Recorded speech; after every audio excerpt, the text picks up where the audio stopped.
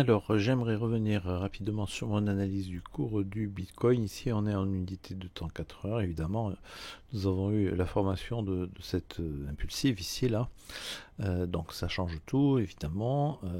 Mais il faut quand même être prudent parce que... Alors là, je vous explique, hein. Évidemment, pour les chartistes, nous avons formé ici, vous voyez, un triangle isocèle avec des creux de plus en plus hauts et des sommets, non pas de plus en plus haut, mais de plus en plus bas. En général, évidemment, dans ce cas-là, le cours peut partir à la hausse comme à la baisse. Donc ici, il a cassé le haut du triangle.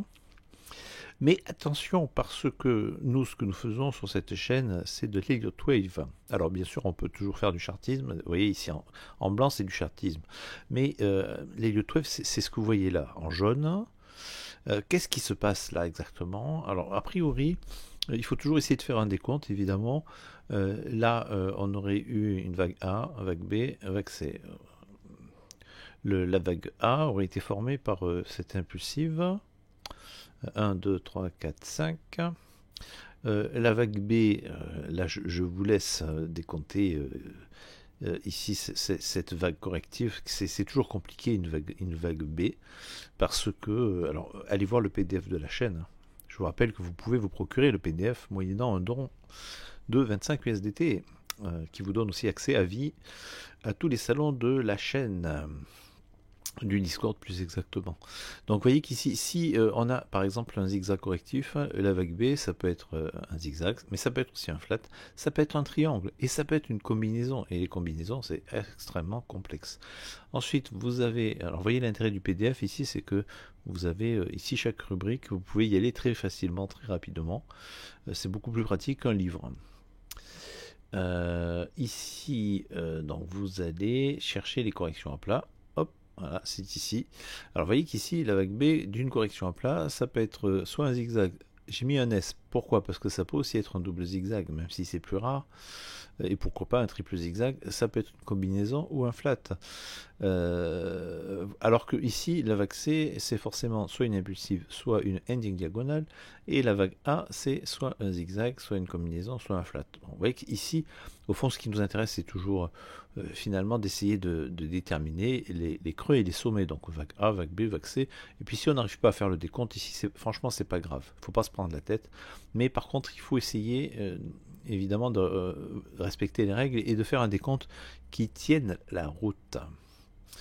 Donc ici, qu'est-ce que nous avons? Alors je reviens ici, vous voyez, hop, voilà, donc on peut effectivement faire ce décompte, là, vague A, vague B, là, ça peut être alors un zigzag, ça me paraît compliqué à décompter, mais bon, imaginons, ou un triangle, et ensuite vague C avec une ending diagonale, 1, 2, 3, 4, 5, auquel cas on aurait notre décompte ici, et nous aurions eu, alors ça, ce que j'ai tracé ici, vous voyez, c'est quoi? Ça, c'est un regular flat, c'est-à-dire on a une vague B qui vient chercher les 90%, quasiment les 100%, et ensuite une vague C qui, elle, normalement, alors pour un regular, la norme c'est plutôt les 100%, mais vous voyez qu'on peut aussi aller chercher les 61,8. Donc là, on est allé chercher les 61,8, donc pourquoi pas.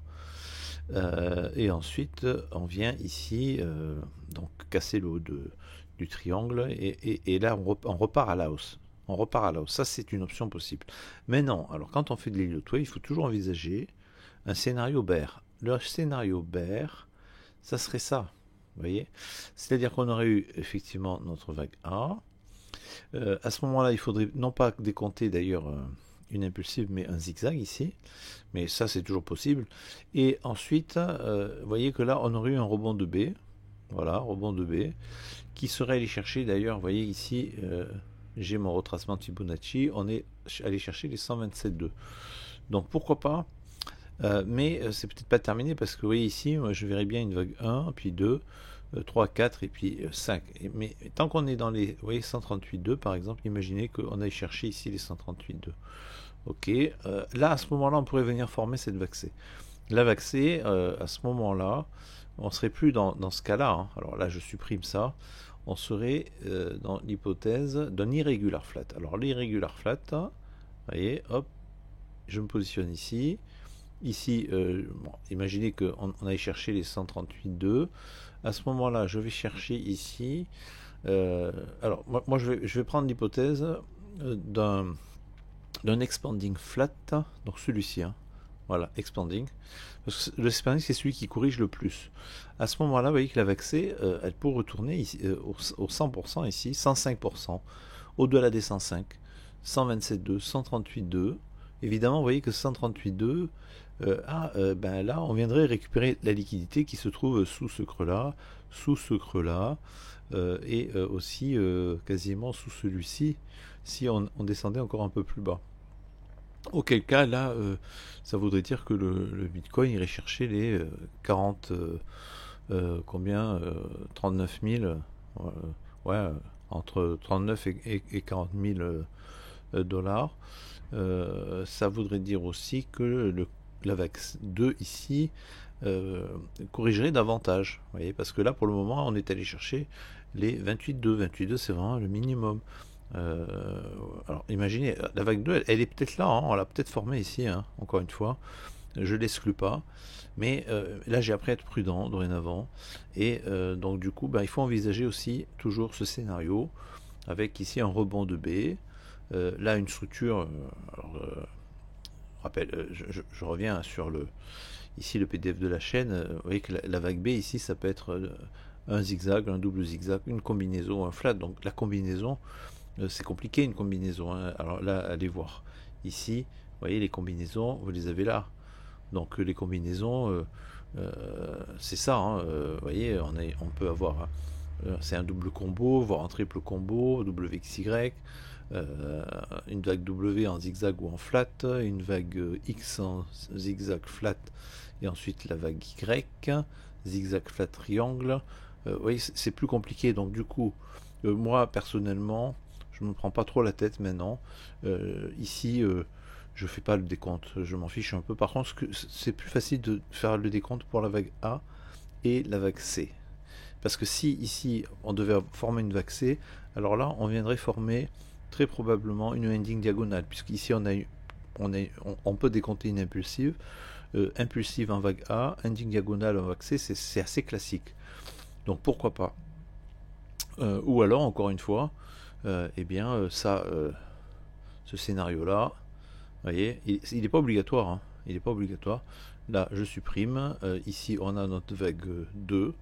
Et puis, le cours peut repartir à la hausse. Pourquoi pas? Pourquoi pas? À ce moment-là, on aurait une vague 1, vague 2. Vous voyez, là, alors forcément, ici, hop, ici, grille 2. Voilà, hop, regardez. Vague 1. Donc ici, on viendrait former tac, tac, tac, tac. Hop, voilà, vague 1. Vague 2, ici vague 3, ensuite là on viendrait former une vague 4, et puis ensuite vague 5, voilà. Après ça forcément, si on est là dedans, à ce moment là on vient former du jaune, c'est à dire qu'on vient faire former ici une vague 1, ensuite 2, et là c'est parti, hein, c'est là que ça doit partir, parce qu'à un moment donné le cours il va prendre son envol, hein. Il va y avoir le halving, il va y avoir les ETF, hein, normalement. Donc tout ça, forcément, à un moment donné, le cours doit s'envoler. Mais pour le moment, on est toujours dans cette zone-là, un peu d'incertitude, et il faut venir casser toutes ces résistances, etc. Voilà, donc ça, encore une fois, scénario possible en jaune. Sinon, en rouge. Donc je reviendrai, évidemment, vers vous. Là, il faut que le cours, si le cours s'affranchit des 138,2, ça veut dire qu'on est dans ce scénario-là, voyez.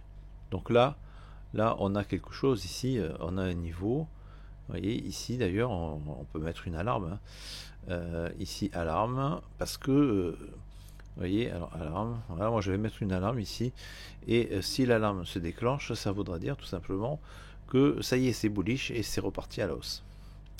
Voilà, sur ce, je vous dis à très bientôt.